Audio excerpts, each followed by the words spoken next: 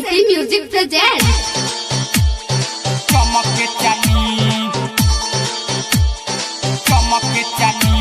आप सुन रहे हैं सागर सिकंदर को।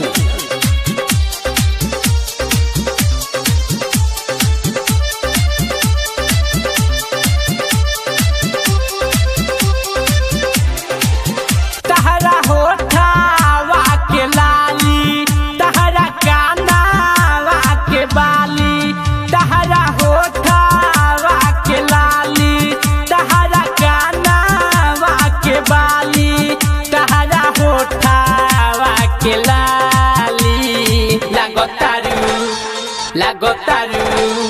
लागतारू बहुते झकास रानी, चमकता रूप जैसे चमक चानी। लागतारू बहुते झकास रानी, चमकता रूप जैसे चमक चानी।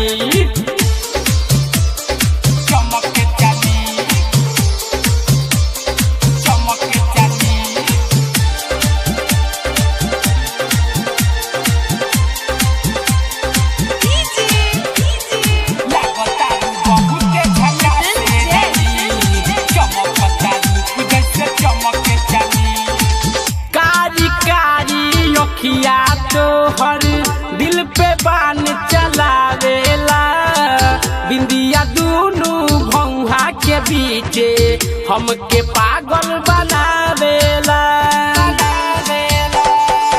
कारी कारी अखिया तोहर दिल पे बान चलावेला, बिंदिया दूनु भौहा के बीचे हमके पागल बनावेला।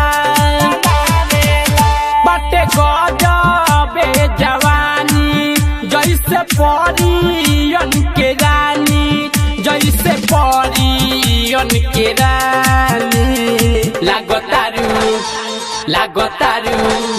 लागतारू बहुते झकास रानी, चमकता रूप जैसे चमक चानी। लागतारू बहुते झकास रानी, चमकता रूप जैसे चमक चानी।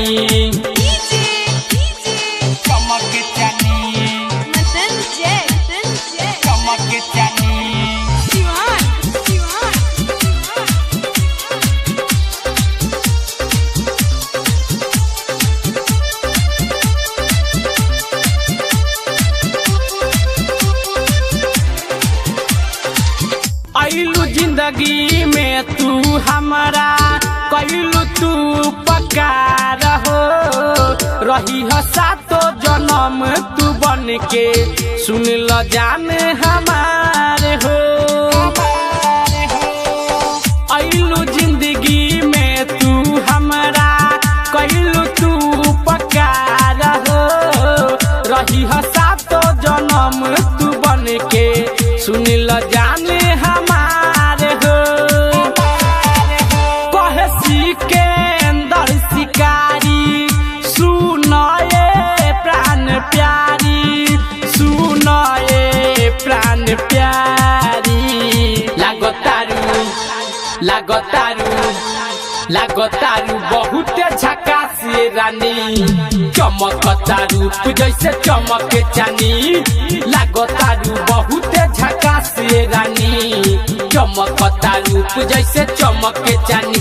तहरा होठावा के लाली, तहरा कानावा के बाली, तहरा होठावा के लाली, तहरा कानावा के बाली, तहरा होठावा के लाली।